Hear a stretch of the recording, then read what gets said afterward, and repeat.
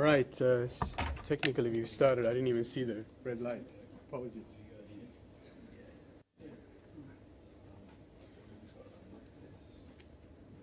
So just getting back to where we stopped off last time. We're talking about slotted aloha and aloha. There was a question at the end. Somebody asked. It said, "Oh well, if the efficiency is so bad, you know, why do we use it, or do people still use it?"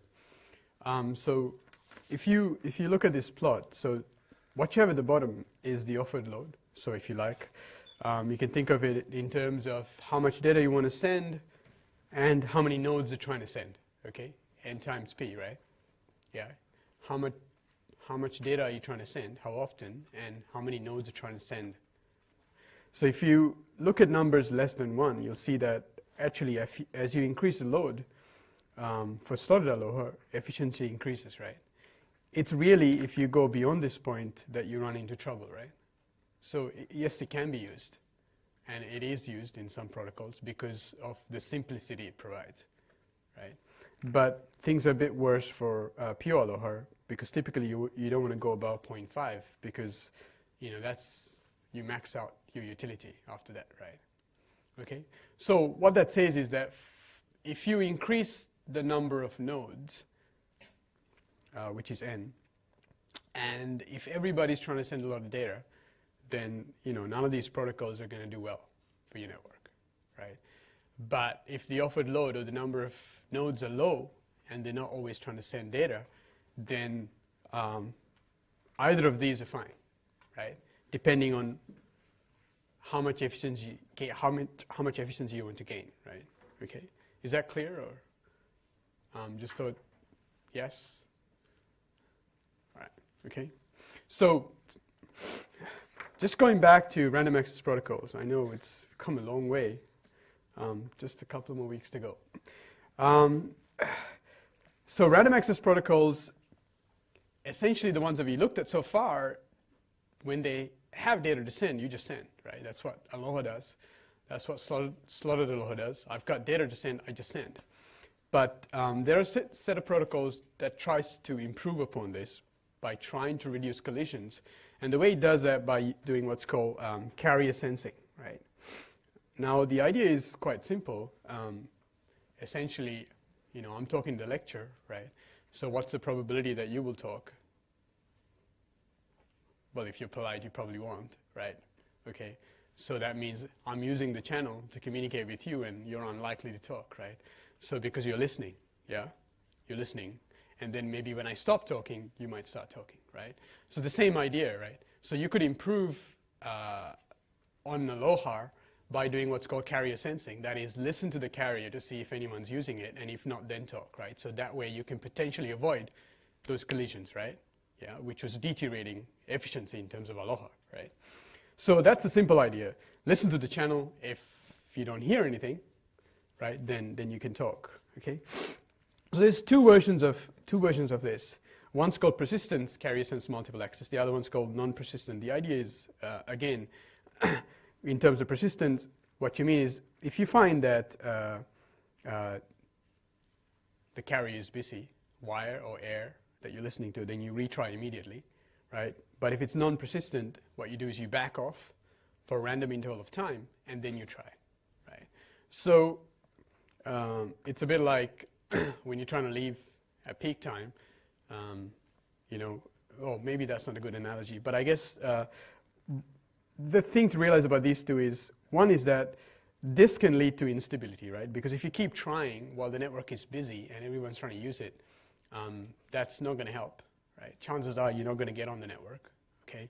But this might lead to a more stable network, which is less aggressive, right? Because you back off and you try again, right? And there are ways of backing off, determining this random interval, and one's called binary exponential back off, right? Binary exponential back off, which is you increase the amount of time that you back off for depending on how many times you find the channel is busy, for example, right? And that kind of makes sense because if you're trying to get on the road and you're trying to put your car on the road when it's busy, chances are you're going to just jam up create more traffic, but it's better if you just stay longer, right? And then try later because maybe the road is cleared up, right? So 2 strategies for doing retransmissions when a channel is busy. One is to be very aggressive, try immediately, persistently, or the other is to back off and then to control that back off time interval based on some sensible algorithm, right? And then retry, okay? So you can see that this is better than slotted aloha. I already told you why. And why is carrier sensing better? Because what do we reduce by doing carrier sensing? Just to make sure you're not sleeping and I'm not the only one talking. So what do we eliminate from aloha and slotted aloha by doing carrier sensing? Yeah, exactly, right? So the whole idea is to avoid collisions, right? Okay. Well, if you listen and then transmit, well, no one is transmitting, then chances are, hopefully, you don't collide, right?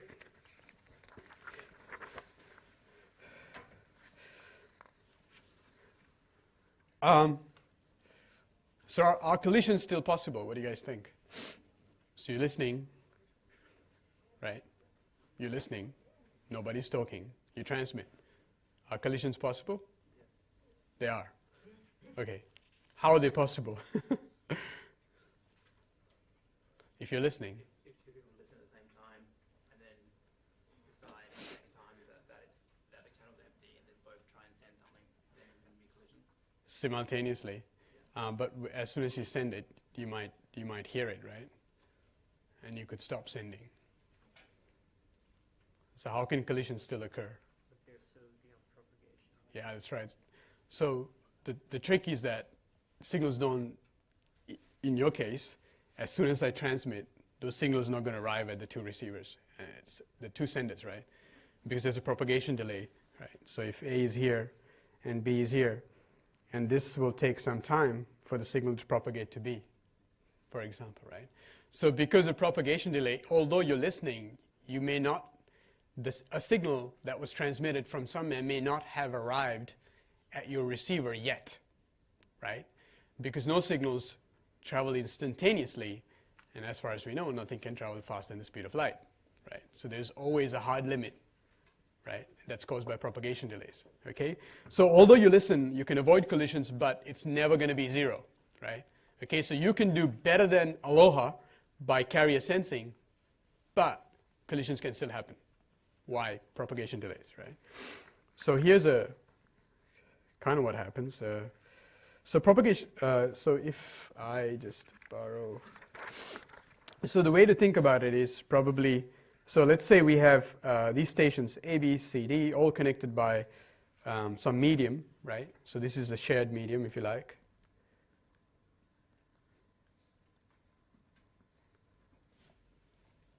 Okay, and at some time interval, B starts transmitting, right? You know, starts putting a packet on the network, and this spreading just is a way of showing that the signal is actually propagating that way, okay? Right? And then let's assume at time t1, D, right, starts sending a signal, and that will start propagating that way, right? Okay. So at some point, when B was listening, right, the channel was empty, couldn't hear anything, right? Because at that point in time, there's nothing to hear. And when D started transmitting, this signal here hasn't quite reached D yet. So as far as I'm concerned, my carrier sensing reveals that the channel is free, right? I start transmitting, all look good. But eventually, these 2 signals end up on the same wire and they start colliding, right? Here, okay? So because of propagation delays, you can still have collisions, right? And in this case, you end up wasting transmission time for 2 packets. So typically in a network, you have a predefined frame size for link layer. So maybe 1,500 bytes for Ethernet. And so you wasted 1,500 transmission time for 1,500 bytes and another 1,500 bytes, right? Because both of those packets end up colliding, right? and you might have spent several milliseconds, depending on your link capacity, to put that data onto the wire, but that's wasted. So it's better than a LOHAR, better than slotted LOHAR. We've tried to avoid collisions by listening, not a perfect world, because of propagation delays, collisions can still happen, okay? So one way to try to address this is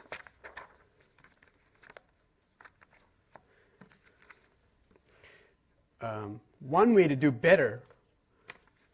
So one option is, of course, when a collision happens, what do you do, right? You can retransmit, but you can try to avoid the time wasted, right, by doing what's called collision detection.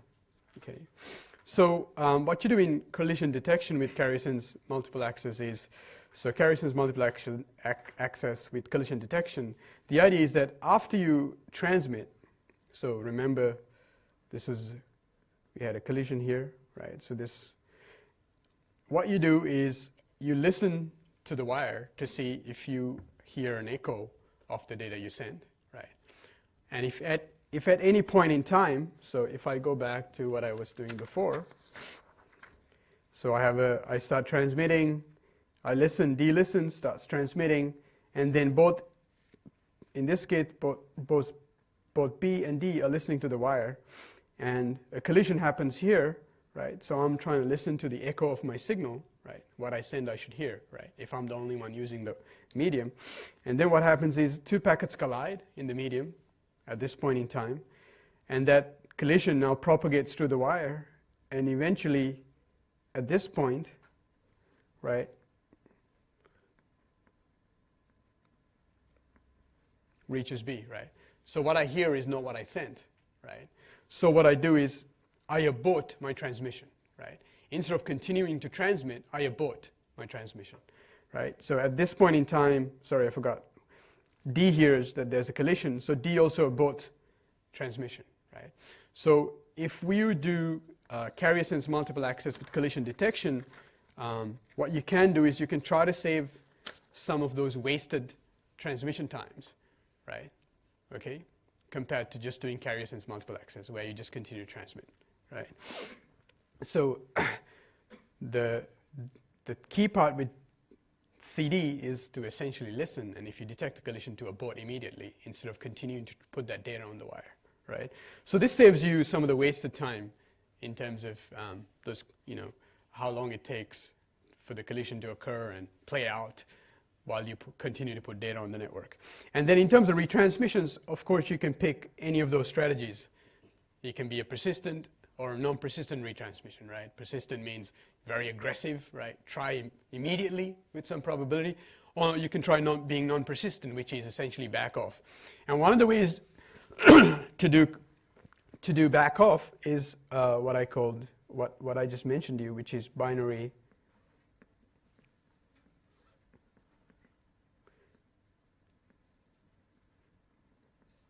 exponential back off. So the way it works is it's quite simple in the sense that if you know a collision occurred, then retrying immediately is probably not a good idea, because it generally means that the network is busy, right? Same as my congestion example. If if there's a lot of traffic on the road, you trying to put your own car is not going to help, right? The situation. So the best thing to do is to wait, right? Yep. When both B and D back off in this case, and Yeah. then retransmit. Yep. Are they necessarily going to be on the same medium again? Yep. When they transmit? Yep. Like, is that It's a shared medium. So it's like air, or could be a wire, Sure. right? So, to understand just a simple concept, there's no point in trying to put your vehicle on the road if the road is already congested. Best thing to do is to back off and try again later. But how long do you back off for, right? So the way that's determined simply by keeping one state variable, which is the number of collisions. Okay. So each receiver keeps track of how many collisions are occurring, right? Okay. And then what it does is it tries to pick a number for the back-off interval that's between 0 and 2 to the power number of collisions, right? So it's called binary exponential because it's 2 to the power. And this is kind of really beautiful because if you think about it, if there are more collisions occurring, chances are there's no point trying immediately, right? You should wait longer, okay? That means the network is really busy, right? Yeah. So what you're trying to do is to essentially increase the time interval within which you pick a random number for, right? Okay, so if I have one collision, then I pick a number between 0 and 2 to the power 1, which is 2. If I have 2 collisions, I pick a number between 0 and 4, right? So I exponentially increase my potential wait duration, right? If I find that the network is busy, okay? So it's simple. Does it make intuitive sense to you, right? There's no point trying immediately if you're finding it's busy, right? And wait, so you want to ideally wait longer and longer, right? Okay? So this is one strategy that's used in collision detection in terms of how to back off. And hopefully that kind of makes intuitive sense to you, right? There's no point trying immediately. If you're finding that the number of collisions are increasing, you should really wait longer, right? Okay, so that's the general idea. It's called binary because it's the value that you pick is 2 to the power. And generally what you do is you take the packet transmission time, which might be 10 milliseconds or 3 milliseconds, and you multiply it by the number that you pick, and pick that interval as the interval that you wait before you retry. Okay, right? Does that make sense to you guys? Why that's kind of nice? Yeah, cool, perfect. So simple ideas are powerful, right? Why do I have this here?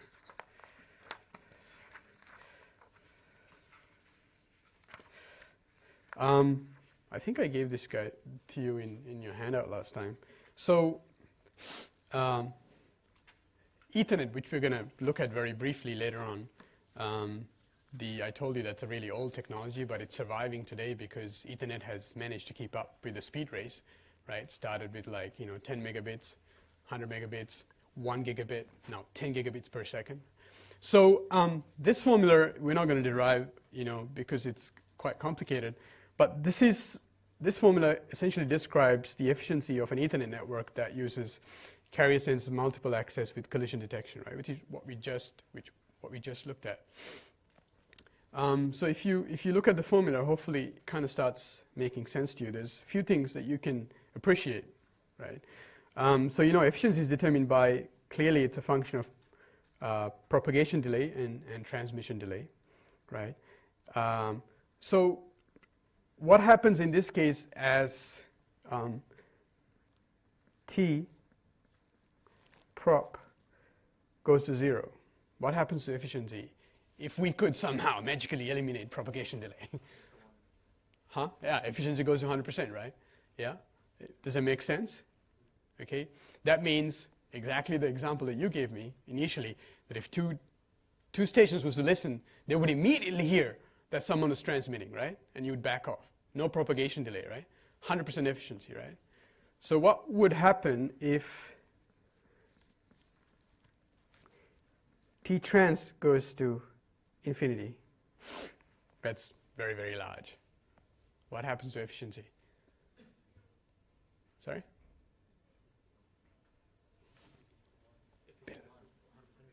100% again, right? So it goes, why is that? Does that make sense? What does it mean for transmission? There will never be any collisions because nothing ever reaches anywhere. What is T trans? So transmission delay is infinite. What does that mean on the network? Nothing really sends data. Nothing really sends data, or? It never really reaches the medium to go to a different place. So it's essentially there would be no collision because it never actually reaches the medium. Yeah, that's one way. Yes, nothing. Sorry, Abdul? Yeah, nothing gets put on the medium. Well, yeah, it's the other way really, because actually something's put on the medium forever, right? So it's like one station hogging the network, right? And never letting go, right? I have an infinite packet that I'm putting on the network, so no one else can transmit, right?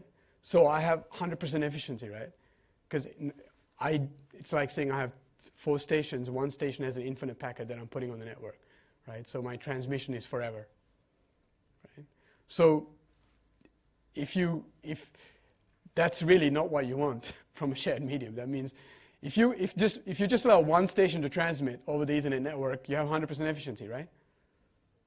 No one else can transmit, but it's not a fair share of the network, right? So if you wanted to increase efficiency, what could you do?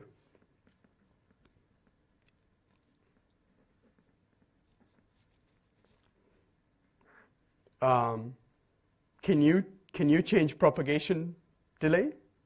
Can you play with this parameter? No, it's kind of beyond its physics, right? So what you can play with is T-trans, right? So what would you want transmission delay to be, typically, to achieve good efficiency? Yeah, you want it to be larger than what? Not largest, largest possible, but yeah, that's right, exactly. So ideally, if you want to increase efficiency, you want T-trans to be larger than T-prop, right? So if you were building a network with a piece of wire, this is good old Ethernet, right? So here's your shared medium. So what could you physically do to make sure this is true? What are the things you could do?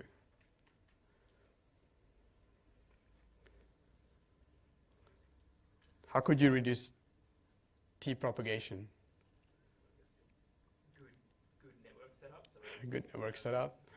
It's like so you don't use too much wire. Okay, too much wire. That's it. Exactly. So you want to make sure your stations you want to reduce the distance between your nodes, right? Don't use too much wire. Good one, right?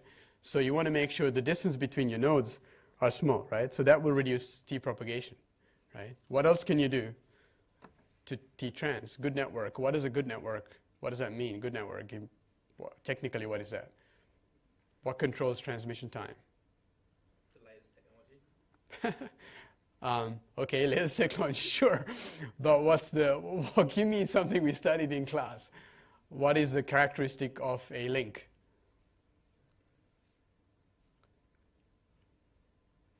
What can you increase on the link to reduce transmission time? What controls transmission delay? Sorry? Receive window, yeah, but let's talk about the technologies, right? So you said latest technology. What happens in the later technology? What gets better? What gets higher? Throughput. Is it throughput? What is it? What's bandwidth? Thank you. Capacity, right? So you need a bigger capacity. If you can increase the capacity, right? So you can go from a 1 megabit per link to go to 100 megabit per link. You reduce transmission time, right? Yeah? Okay. Cool.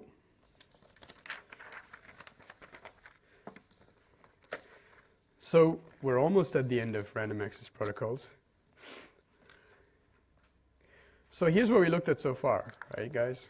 So we looked at channel partitioning, right? So channel partitioning protocols allow you to share the channel very efficiently, but at high load.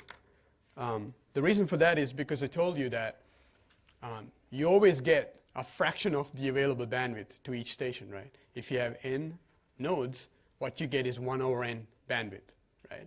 So if all n nodes are not transmitting, and you're the only one who wants to transmit, it doesn't matter. You can only use 1/n of the bandwidth, right?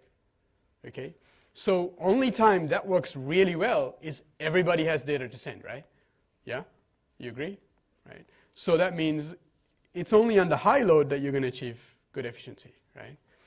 So, which is nice. We looked at random access protocols, which is nice because they're simpler to implement in hardware, less complex, right? And there are plenty of cases why you want to do that. Okay? Complexities causes lots of problems. But there's a problem, right? If you have high load, we said that as n tends to infinity, remember NP goes high, what happened to efficiency? Crashed, right? Remember the curve? It went up and then down. So as the offered load, which is n times p, number of nodes times the probability of transmitting, right? As that increases, your efficiency crashed. So high load is no good for random access protocols, right? But however, they're very efficient at low loads, right? So, you know, if I'm the only node that needs to send, no one else is trying to send, yay, I can use the whole link, right? Yeah, my packet will be successful. There won't be any collisions, right? Yeah? So under low load conditions, they work really well, right? Okay? So taking turns tries to find a middle ground between these two approaches. You got high load, good efficiency, high load, bad efficiency, efficient at low, bit more complex, simpler, right? So how does taking turns protocols work? So we look at a bunch. One is called polling, so these are not very hard to understand. So essentially you have a master which polls each of these, right, in turn and says, do you have something to send? And then they reply back, right?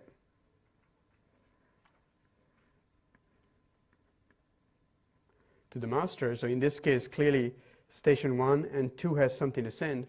So then the master invites, depending on some priority, station 1 you send first, station 2, right, you send second, and then polls again, right, okay, to see do you have something to send. So you have kind of centralized control, right, because you have a master, and if the master dies, you got to elect a new master. How do you do that? So you need an algorithm to do that. Then you got another problem, which is you have polling overhead, because you got to wait. You poll, you send stuff, then you got to wait for the master to poll again, right? So there's an overhead in polling time, because you got to poll each time, right? Ask, do you have something to send? Do you have something to send? Okay, your turn. Again, do you have something to send? Do you have something to send? Okay, your turn, right? And then you got latency, because when you want to send something, you can't send it. You got to wait till the master allocates and says it's your turn, right? Random access, you got something to send, you send it, right? Immediately, right? So there's a small price to pay. Token passing networks, so these are they're popular, right? Still used in fiber optic networks. So the idea is kind of like, yeah, Abdul, you good at catching? Catch. Oh man, don't you play cricket? Come on, throw it back. See, I'm good. So token passing is essentially that, right? You pass a token around, and if you hold a token, right, you get to transmit. Okay, you hold a token, you transmit. When you're done, you pass it to someone else. They hold a token, and then they transmit, right? Okay. So, well, the token is not like a pen. It's not a physical object. It's a concept, right? So it's it's an electrical frame that you get. So in this case, I'm not sure. Just ignore that one. So this token gets passed around, and then let's say I have data to send.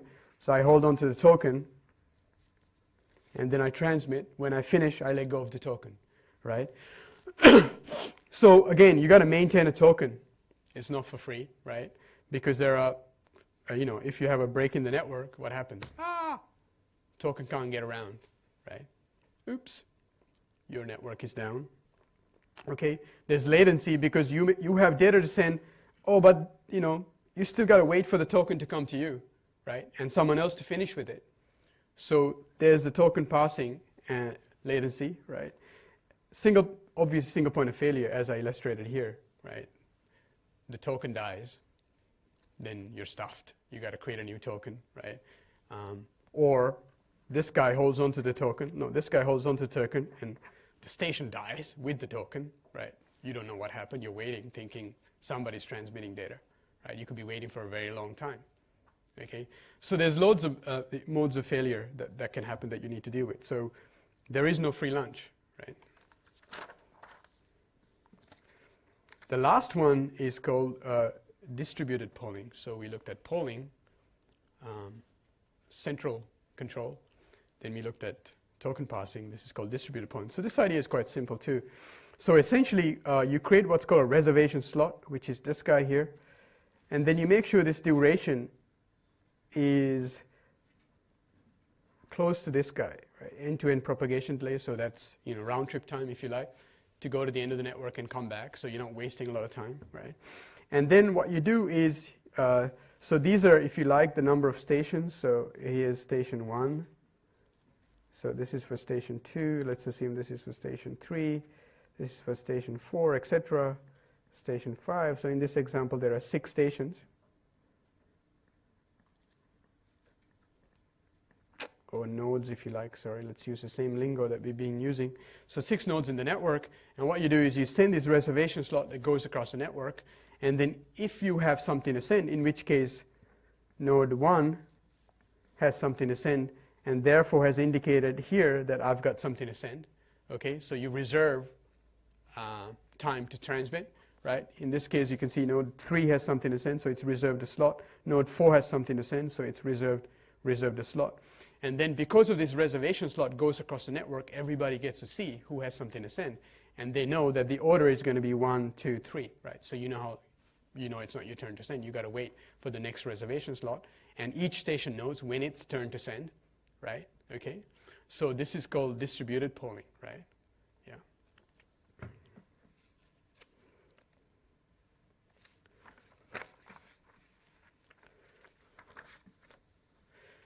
So what are some of the advantages with polling, right? Or polling type protocols? What do we eliminate in terms of doing all this token passing and polling and stuff? What have you gotten rid of? Remember sorry? Collisions, yes, of course. We've got rid of collisions, right?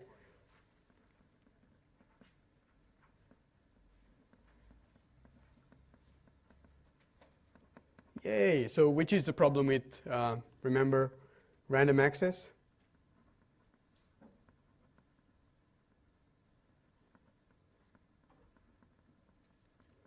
So we solved that. And so because you get rid of collisions, and we also remove kind of, if you like, remember those empty slots? Right, well, you could argue there's a little bit of empty slots in reservations. So you could say we could reduce, right? So the overall, what we do is we end up increasing what? Simple, you should know. We end up increasing. It's the E word. Efficiency, right? That means if I have 100 megabits per link, 100 megabits per second link, chances are, if everybody wants to use this link, most of the time maybe I could use 80% of the link capacity, right? Not 36% or 37% like in Slotted Aloha, right? I increase the efficiency, right? Okay, I have a big link, I get to use it most of the time, right? That's what we mean, okay? So what are the problems with the kinds of things that we looked at? What's the price to pay? Yeah, exactly. So there's always polling delays, right?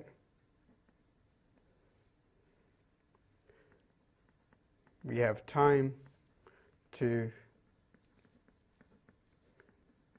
notify a node, maybe that it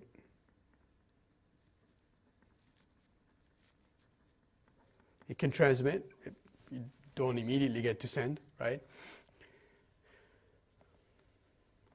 After each node finishes, then you got to poll again, right? So you have to wait for. So there's you got to wait for next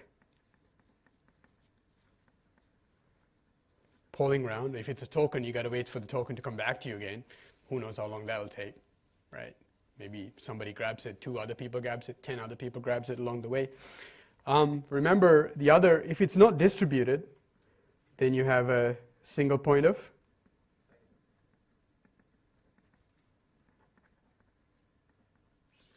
What do we mean by that? You can have the master, like master can die, right? So then I mentioned a few other things which I'm not going to write down, which is a station can hold the token and die, right? You can have other problems. A node, software bug, fails to release a token, just holding onto it forever, right? So there are a whole bunch of problems that can happen, right? Okay.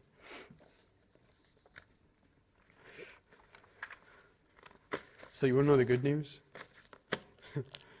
That's the end of link access protocols. Yay! All right. So that means I'm I'm going to surprise you guys. You're not going to expect this. I'm going to use some slides. Because I think there's some animations which makes my life easier in terms of what I want to show you. So random access protocols, are you good? Right, three strategies. What are they? You can do channel partitioning, or come on, second one. Random access, third one we just looked at today. Now, taking turns, right? Thank you, right? So make sure you can appreciate those methods, efficiency, fairness, all that kind of stuff I talked to you about, okay? The one thing we haven't talked about so far is, I know you may have come across this already in your Wireshark labs, which is, if you have, which is great, which is about LAN addressing, right? So what we've done so far is to look at error detection, error correction, and multiple access. Those are all important kind of services that the link layer offers. But you already should know by now, that the link layer also has an addressing scheme, right? So which we're going to look at next. And then a very popular link layer technology is Ethernet, right? It's still used today, right? All the stuff today, all the wired networks today, just Ethernet, because it's cheap. It's so cheap, and it's kept up with speed, right? It didn't die, okay? It's reinvented itself as time went on. We're going to look at one piece of hardware which is essential for creating switched Ethernet networks, which you're going to come across, which if you went to the router lab, you've already seen, right, switches. So you guys are perfect with that. And then finally, we're going to call what's called MPLS. All right, so we know what IP addresses, 32-bit, 128-bit. You guys are experts, right? So IP addresses allow you to identify a destination network and host, okay? But there's also what's called local area network or media access control addresses. These are physical addresses. These are only used locally. What that means is they're only used within a local network, not beyond the router, if you like, right? Remember how to identify the number of networks? We said we chop links at the routers. So that's a local network, right? So these are only used within local networks. So, and then if you've seen some of these addresses already, you know they're written in hexadecimal and they're 48 bits long. And there's an example down there. So they're written in groups of 2 hexadecimal digits and 48 bits long. And typically you would have seen some of these already if you looked at Wireshark frames, because you've seen Ethernet frames and you've seen a destination, a source MAC address, right? So I'm not going to spend too much time. So all the machines, all the computers that you have interfaces for connecting with networks, and those interfaces will have a LAN address, right? Okay, or your wireless interface or your wired interface. And typically, these used to be hard-coded, like burned onto the ROM, read-only memory, and you could not change them. That's not the case anymore. I can typically select my Wi-Fi adapter to pick a random MAC address, right? But the point is that it's a physical address associated with an interface, right, that's allocated to that piece of hardware at the time of manufacture, right? So each of those interfaces have a MAC address. In this case, we have 4 machines. Each of them have a MAC address, 48 bits long, okay? So imagine these are wired adapters that are used to connect to maybe an Ethernet network using a piece of wire, right? So MAC address space is, unlike IP addresses, actually administered by IEEE, Institute for Electrical and Electronic Engineers, which is a not-for-profit standardization body. It does a lot of work. And what they did was, so if you're a manufacturer of, am I running out of time? No, 10 minutes. If you're a manufacturer of local area network cards or interfaces, then you would go to the IEEE, and IEEE will give you an address space, say here's a chunk for you. And if you're, I don't know, Huawei or something, here's a chunk for you. If you're Cisco, here's a chunk for you. So each of the manufacturers got, part of the local area address space, so that when they manufactured their LAN cards, if you like, they didn't pick 2 numbers that were the same, right? Okay? Because if you try to plug in 2 MAC addresses, if you try to have 2 network cards with the same MAC address on a same local network, that will lead to problems, because those two interfaces can't be uniquely identified on that network, right? So this way, the manufacturers were in charge of making sure that those MAC addresses were unique, right? But it turns out that they did a crap job, and then eventually people had trouble with network cards that had the same MAC address. So now you can actually change your MAC address if you want to, right, if you find a problem, okay? Unlike the IP address space, the MAC addresses have no hierarchy. You know, it can't really say anything much from looking at an address. Probably you could pick the manufacturer, right, because you know the address space allocated to them.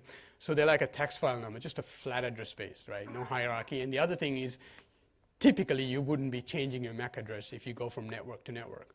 When you plug in your computer to a home network, to your school, to library or whatever, your MAC address does not change. What changes is your IP address. You get a new IP address from the network, right? Typically your MAC address is unique and remains the same from network to network, right? Okay. So, earlier when we looked at the routing discussion, we looked at this diagram and we said, like, if A wants to send an IP datagram to B, it would look up what? What table does it look up? Looks up the routing table, right? That's how we determine routing information. And in this case, B's IP address is in the same network as A. So it's just basically going to use the link layer to send the frame directly from A to B. But how do we work out the MAC address of the destination host is essentially the question that I wanted to go through with you, right? So the reason for that is, if I go back to this example, is that I want to send something from A to B, then I know that A and B are on the same network. So essentially, the link layer can directly, remember, link layer is responsible for transporting something between two nodes. So node A to node B. So the link layer's job is to go, right, I need to put this into a frame and send it to B. But to be able to do that, I need to know what B's address is, right? With IP, it's easy, right? You know how to find the IP address, right? Given a name, right? You use the DNS, right? Okay. So how do we do that in terms of finding B's address? So just like routing tables, there's what's called address resolution protocol table on each of the nodes, right? So what's an ARP table, or address resolution protocol table, is essentially an IP to MAC lookup table, okay? Given an IP address, you get the MAC address, right? Just like a routing table, you'll notice a familiar term called TTL here, time to live field. So again, same idea, right? You don't want to keep old stale information, you want to chuck it out, right? Okay, so time to live field typically maybe around 20 minutes, and after that field expires and you got to rediscover it. So essentially what ARP is, a piece of software, its job is to go and make this table, right, and make it available so that you knew how to get B's MAC address when you want to send that frame to B, right? Okay, and then the way that it's done is using what's called the address resolution protocol, right, which we'll look at very briefly. Okay, so in this case, in this example, we see that each of these machines have an IP address, and they also have a MAC address. Remember, the MAC addresses don't change. IP addresses will change as you go from network to network, right? So how does the ARP protocol work? So essentially, if I just go through all of this, and then 6 minutes is more than enough.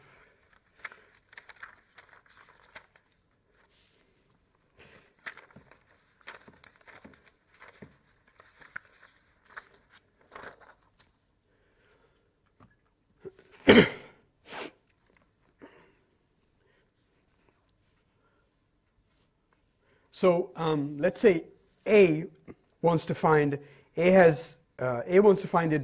the MAC address of B, and initially the ARP table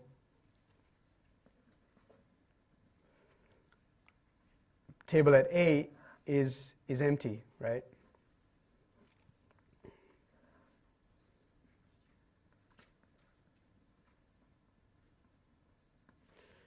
Right. So if A wants to send a datagram to B, B's MAC address is not in A's ARP table. So what A does is it broadcasts an ARP query packet, right? So remember, this is a link layer broadcast, so it's not going to go beyond the router, okay? So that is, when this broadcast goes to the router will drop it, right? It's only broadcasted within this network here, okay? So you broadcast a query. So a broadcast MAC address is FFFFF, right? And then all the nodes in this local LAN, so in this case, what we're talking about is this LAN, right, receives that broadcast. So essentially, in this case, B will get it too, and so will this station, but this station will ignore it because it's not asking, the packet will not have its own IP address. But when B gets it, B goes, oh, wait a minute, this is my IP address, and somebody wants to know my MAC address. So then what B does is B puts its MAC address and sends a link layer frame to A. Now this frame is unicast, which means the destination for this frame is set to A's MAC address. How does B know A's MAC address? Because when A sent the frame to B, that frame has A, this was FFFFFF, right, destination, but the source address belonged to A, right? So B knows A's MAC address now, right? So B can learn A's MAC address, and then B would send a unicast frame back to A, and then A will then go to its ARP table and go, okay, here's B's MAC, B, and then enter B MAC, and maybe 20 minutes, right? So now A has filled its ARP table with B's MAC address. That means the next time it wants to send a link layer frame to B, it just goes and looks up the ARP table, finds a MAC address, puts it into link layer frame. Okay? Very simple. So the cool thing about ARP is it's plug and play. You don't need to do anything. You don't need to know about it. Who cares? Nothing. It happens automatically. When you plug a machine in, right, if that machine, you are trying to send an IP packet, and the IP packet doesn't know, goes down to the link layer goes up, scratches his head, doesn't know the destination MAC address, ARP will take over, right? Runs the queries. Eventually the MAC address will arrive, fill the ARP table, then get the MAC address, fill it in, and send that frame across. Okay? All good? Clear as fog? Why do I have quiz? It's a note to myself. I think I may know why I have a quiz. Wait. I already have this up and running.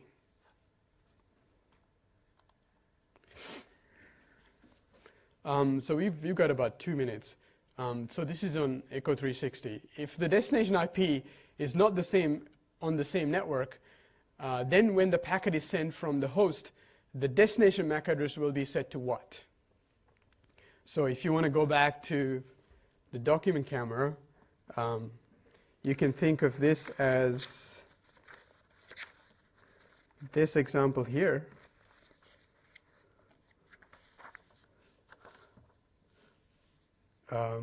So let's say now A wants to send something to E, right? So this is basically what the quiz is trying to refer to, right? Okay, this is exactly what the quiz is trying to refer to. So now, when the packet is sent from the host, the destination MAC address will be set to what?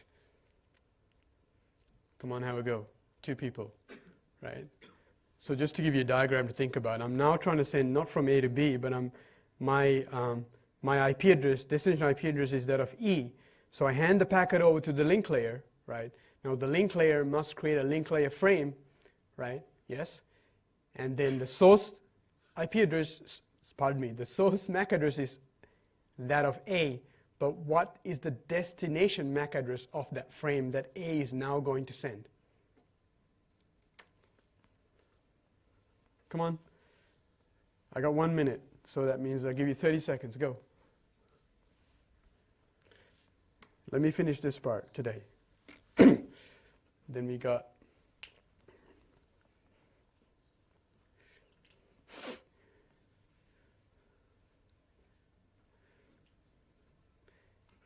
A wants to send an IP datagram to E. A hands over that packet to the link layer at A. Now the link layer must determine a MAC address, right? Now whose MAC address will the link layer of A use for that IP packet?